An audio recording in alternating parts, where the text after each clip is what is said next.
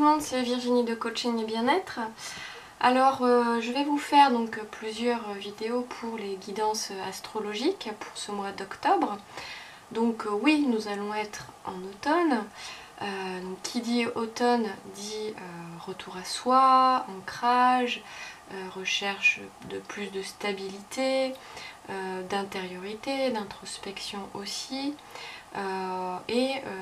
Cet automne, enfin l'automne, représente effectivement une sorte de transition entre l'été et cette nouvelle saison. Donc comme s'il y avait effectivement, voilà, on s'était trouvé un peu dans la lumière et que là, oui, on va voir un petit peu, on va se trouver un petit peu dans l'obscurité. Oui, alors la lumière effectivement va décliner, la chaleur va diminuer, l'énergie va décroître. Donc pour certaines personnes, l'automne peut être mal vécu. Voilà, ça peut être une transition qui peut être rude. Donc d'où cette guidance qui va, j'espère, vous apporter quelques solutions, quelques réponses. Donc on va voir l'énergie du mois, donc le mois d'octobre. On va voir comment vivre mieux cette transition. Quel va être aussi le conseil pour vous reconnecter à vous-même et comment aussi vous accorder plus de temps à vous-même. Donc, et le résultat probable qui va en découler. Et voilà, une carte aussi à laquelle vous pouvez faire appel, voilà, qui va représenter votre ressource intérieure pour aborder ce mois au mieux. Donc pour ces guidances, j'ai utilisé toujours mon petit chouchou, The Illuminated Earth Oracle. Ensuite, j'ai utilisé l'oracle Drao. Après, The Sasarai Bito Tarot. Après, le petit oracle de la forêt. Et enfin, là je n'ai plus les boîtes, je vais utiliser Red Seeds Oracle, donc là j'ai les deux. Voilà, donc voilà ce que je vous propose. Écoutez, à tout de suite pour les guidances. Alors pour vous les scorpions, quelle va être l'énergie pour ce mois d'octobre? La toile de fond, ça va être la protection. Donc, alors, est-ce que vous allez vouloir vous sentir protégé, en sécurité, ou est-ce que vous allez vouloir protéger les autres, ou protéger votre situation, protéger, voilà, ça peut être n'importe qui, n'importe quoi, ou bien ça peut aussi signifier, voilà, peut-être un besoin de vous sentir en sécurité. Alors peut-être c'est attrait à votre zone de confort aussi, hein. Une envie de rester un petit peu dans votre cocon, dans votre zone de confort. Alors, pour quelles raisons on verra, bon, si c'est vraiment ça, on verra avec les autres cartes. Mais voilà, vous allez peut-être avoir envie d'être entouré, de vous entourer de choses qui vous font du bien. Alors oui, c'est sûr qu'en automne, on a peut-être ce besoin aussi voilà, de s'emmitoufler, de sentir bien, d'avoir chaud, enfin voilà. Bon, ça peut symboliser plein de choses et différentes pour certaines personnes. Mais moi c'est vrai, en automne, je vois, voilà, être emmitouflée dans un plaid bien au chaud. Voilà, bon, est-ce que ça va être la même chose pour vous? On verra. Vous verrez bien. Voilà, on va voir avec les autres cartes. On a patience. Tout peut être accompli au rythme de la nature. Donc, peut-être qu'on vous invite aussi à vous faire confiance aussi en la vie.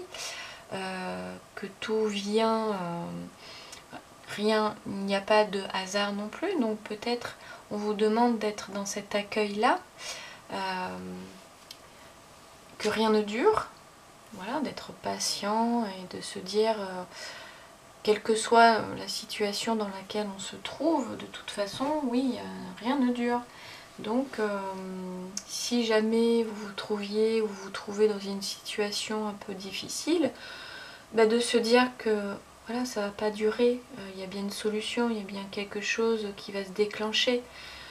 Et c'est pareil quand dans toute situation voilà, qui est bénéfique, enfin, qui est heureuse, oui, ça ne dure pas, enfin, voilà, comme les émotions ne durent pas, comme les douleurs ne durent pas, les pensées ne durent pas. Voilà, c'est un flux, c'est un flux continu, quoi. Voilà, c'est la vie, c'est un cycle. Il y a une fin et un début. Alors, ensuite, ici, comment vivre cette transition au mieux? On a la grande prêtresse. On vous demande peut-être de plonger à l'intérieur de vous, peut-être pour acquérir une certaine forme de sagesse, une certaine forme de recul. On est vraiment là, pour moi, dans une énergie très féminine. Vous voyez, la protection, ça peut être aussi l'envie d'être materné, de se materner ou de materner les autres. La grande prêtresse, ça symbolise, oui, la féminité. Et vraiment, pour moi, là, c'est de plonger au cœur de vos émotions. Plonger au cœur de vous-même. Vraiment comme une mère. Comme si, j'allais dire, vous alliez être enceinte ou enceinte de vous-même. Ça peut être aussi de vouloir protéger ses projets, de protéger ses idées, de protéger tout ce que vous allez avoir envie de mettre au monde. Alors c'est pas l'impératrice, c'est la grande prêtresse. Mais pour moi, ce qui me vient avec ici cette carte, c'est vraiment ça. Et au cycle naturel aussi. D'être vraiment reconnecté, même avec votre cycle naturel, même avec au cycle lunaire. Il y a vraiment ici cette notion de féminité, de maternité, et de protéger vraiment votre magie, votre féminité, ouais. On va voir avec les autres cartes ce que ça nous dit. Quels conseils pour vous reconnecter à vous? Comment vous accorder plus de temps à vous-même? On a la reine de bâton. Alors pour moi, c'est un peu la même chose en fait. C'est vraiment lié à quelque chose de d'assez spirituel, d'assez magique, intuitif aussi. Et on a encore, pour moi, c'est très féminin. C'est voilà, c'est la reprise de votre pouvoir personnel. Là, voilà, c'est ça qui me vient. C'est de reprendre votre pouvoir sur votre vie, sur tout. Voilà, sur votre corps, sur vos besoins, sur vos pensées, sur vos émotions, vos sentiments, votre intuition, votre magie. Voilà. On va vous demander de préserver tout cet aspect de vous-même, tout ce à quoi vous aspirez dans votre vie, qui vous fait vibrer, ce dont vous avez besoin pour avancer. On vous demande, oui, vous allez être dans cette... oui, dans cette notion de préserver tout ça, là, tout ce que j'ai dit. Voilà. On va voir le résultat maintenant, probable. Voilà. Si vous mettez tout ça en œuvre, on est encore dans cette énergie féminine avec le page de bâton. Et on en revient, oui, vous allez, si vous mettez tout ça en œuvre, vous allez être dans la réalisation de ce qui vous fait vibrer en fait. Vous allez être dans la création, dans la créativité, dans l'élévation,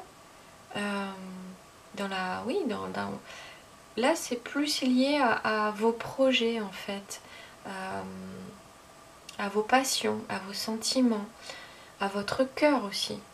Il va y avoir une reconnexion avec tout ça, avec tout ce que j'ai dit là. Donc si vous mettez tout ça en œuvre, oui, vous allez prendre vraiment votre pouvoir en main, votre créativité, votre pouvoir créateur, votre feu créateur, votre feu, oui, votre feu sacré, quoi. Voilà. Alors, à quelles ressources intérieures faire appel pour aborder ce moi au mieux? I am sister. Résiste. Là, on a vraiment, ouais, encore, résiste, c'est vraiment, on va vous inviter à préserver tout ça, tout ce qui vous fait du bien. Enfin voilà, je vais pas me répéter, mais bon, à votre intuition, votre magie, votre spiritualité, à votre corps, à vos besoins. Et vraiment, on a, I am sister, l'énergie féminine, à votre féminité, à votre maternité, à votre... Enfin voilà, il y a un peu tout là. Alors, j'ai juste traduit sans lire avant. Alors, le pouvoir de l'amour est venu en moi et je suis devenue féroce comme un lion, puis tendre comme l'étoile du soir. C'est Sekhmet. Alors, oui, ici, le pouvoir de l'amour. Alors, votre pouvoir personnel, pour reprendre votre pouvoir personnel, pour vous reconnecter à tout ça, votre féminité, enfin tout ça. Oui, il faut de l'amour propre, de l'amour pour vous-même, de défendre tout ça. Ouais. Sekhmet était une déesse égyptienne, la déesse mère du lion, qui portait le disque du soleil à sa tête. On est dans le feu, hein, dans le soleil. Il y a beaucoup d'énergie en tout cas, hein, féminine. Elle était farouchement... Donc, le papillon dit oui. S'ouvrir et s'exposer à de nouvelles possibilités comporte des risques, mais offre également un potentiel de grande récompense. Soyez disposés à partager vos dons avec le monde, permettant l'acceptation et la reconnaissance que la vulnérabilité peut apporter. Voilà, donc, comme je disais depuis le début, reconnaître toute votre... tous vos besoins, toute votre intuition, tout ce qui vous fait vibrer, ainsi que votre féminité et votre vulnérabilité, votre côté intuitif, spirituel et émotionnel. Enfin voilà. Bon, je pense que j'étais claire et que enfin, voilà, toute la guidance tourne autour de ça. Hein, c'est très très très fort. Enfin voilà. Voilà pour vous les scorpions, j'espère que cette lecture vous a parlé. Si c'est le cas, n'hésitez pas à liker, à partager, à commenter et puis à vous abonner à ma chaîne et puis on se retrouve pour une prochaine guidance.